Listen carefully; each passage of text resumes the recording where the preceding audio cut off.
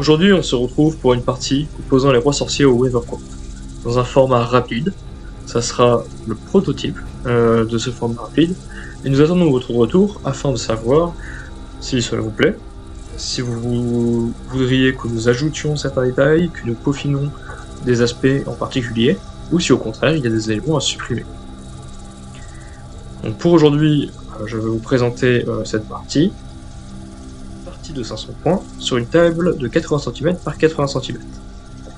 Sur cette table, nous allons retrouver à gauche différentes habitations de taille 3 ou 4. De l'autre côté, il y aura des forêts qui suivront les règles classiques du livre de règles. Enfin, au centre, une ziggourate sur laquelle il y aura une plateforme à 3 de hauteur qui sera accessible via les 4 escaliers de chaque côté. Et il sera possible de monter sur cette plateforme à condition de pouvoir y déposer son socle. Si jamais ce n'est pas possible parce qu'il y a un adversaire qui gêne, il est possible de l'attaquer avec une action out of combat, qui est une action particulière justement pour dégager les passages. À ces listes de 500 points. La première, celle des Weathercourt, est menée par une Senshai Saïd. Et je m'excuse par avance pour tous les noms que je vais massacrer. Elle sera affiliée à la cour de l'été et sera secondée par des Morrowen qui auront l'avantage d'être en permanence dans sa zone de contrôle. Pour que la liste ait un peu d'impact, il y a aussi un Game Red Knight.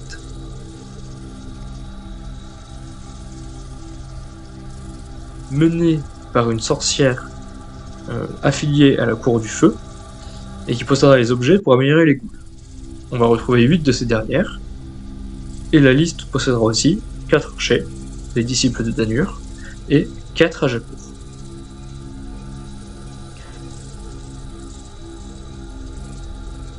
Les rois sorciers ont pu choisir l'objectif numéro 4, rituel, qui permet de marquer des points si l'on contrôle une zone centrale.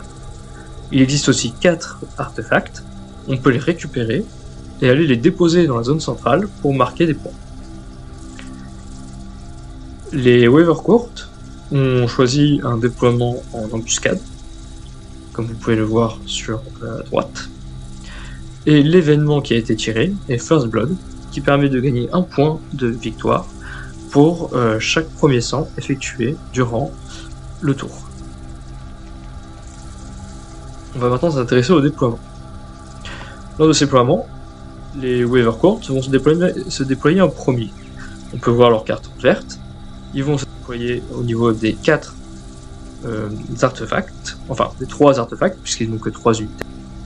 Et leurs opposants vont s'installer au niveau de la plateforme de la ziggourate autour de cette dernière, à l'exception d'une carte en haut à gauche qui sera à mi-chemin entre la ziggourate et l'artefact qui n'a pas été saisi par les Weathercourt.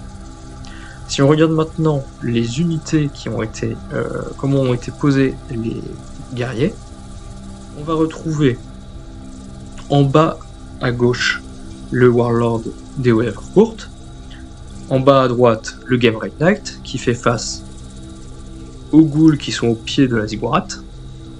Sur la plateforme de la ziggourate, il y a la sorcière et ses 4 archers. Et un peu plus au nord, les Rajakour qui ont fait une ligne de défense. Et l'un des leurs va récupérer, en tout cas est en voie de récupérer l'artefact. Leur fait face les 4 Morrowen. Pour ce premier tour, les Weathercourt vont avoir la suprématie, ça fait partie du trait tactique qu'ils ont récupéré. Et du coup, ils vont commencer par bouger leur Warlord vers le nord. Du côté des rois sorciers, les archers vont tirer sur les Morrowen, mais leur affliger aucun dégât. Ces derniers vont donc s'activer à leur tour et réussir à engager et tuer l'un des Rajakour. Cela va malheureusement s'avérer être un pari perdant, puisque la contre-offensive va causer 2 pertes chez les Morrowind, ce qui est conséquent pour les Weavercourt. Ces derniers vont quand même pouvoir se venger grâce au Game Knight, qui va aller tuer 2 ghouls à l'impact et une autre au corps à corps. Ces dernières vont à leur tour se venger, on rentre dans un joli cycle, et vont aller se burn out pour être sûr de pouvoir éliminer ce Game Knight. Elles n'y parviendront pas entièrement, mais vont réussir à lui faire perdre quasiment tous ses PV, ce dernier se retrouvant plus qu'à un seul PV. Enfin, la sorcière ne fera pas grand chose pour sa part. À la fin de ce premier tour, on se retrouve avec un score de 1 à 2. 1 pour les Weavercourt parce qu'ils ont fait le premier sang, 2 pour les rois sorciers, puisqu'ils ont réussi à contrôler la zone centrale. En l'occurrence, la zone centrale correspond à la plateforme de la Ziggurat. Pour le tour 2, les Weavercourt prendre la suprématie. Ils vont en profiter pour éliminer grâce au Game Knight les 2 dernières poules, et ce dernier va essayer de se mettre à l'abri au niveau de la forêt. Pendant ce temps, les Rajakour vont tenter d'abattre les Morrowind sans succès. Ces derniers échoueront tout autant. Par contre, la sorcière sera efficace, et malgré que le cavalier soit à l'abri dans la forêt, ce dernier finira par être abattu par un tir magique de la sorcière. Le Warlord adverse, quant à lui, va faire un double mouvement pour aller engager un Rajakour de l'autre côté, pour les prendre en tenaille. Et en réponse, les archers vont tirer à la fois sur les Morrowind et sur le Warlord des Weavercourt, de manière à tenter de leur faire des dégâts. Ce sera peu efficace, mais néanmoins ils arriveront à infliger un dégât au Warlord adverse. Tour 2, le score est de 2 pour les Weavercourt et 4 pour les rois sorciers. Les points ont été marqués de la même manière que le tour précédent. Au tour 3, point notable, durant ce moment-là, les rois sorciers vont générer 5 points d'essence avec leur sorcière, ce qui est assez conséquent.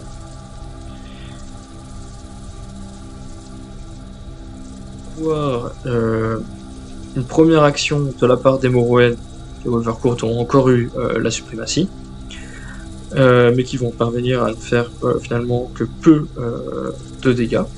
Ils vont abattre le Rajakour, l'un des Rajakour. Les archers vont se remettre à tirer en réponse, de nouveau ne rien faire sur les Morrowind, mais réussir à faire une fois de plus perdre un PV à cette sorcière Weavercourt. Le survivant Rajakour va faire énormément de dégâts à la Warlord de Weavercourt, ce qui va permettre à la sorcière, grâce une fois de plus à son trait magique, de pouvoir l'abattre. Ce qui est donc un tournant décisif de la partie, et ça va être très compliqué pour les Weavercourt à ce moment-là de remporter la victoire. Les points ont encore une fois été marqués de la même manière, on va donc se retrouver de 3 contre 6 points.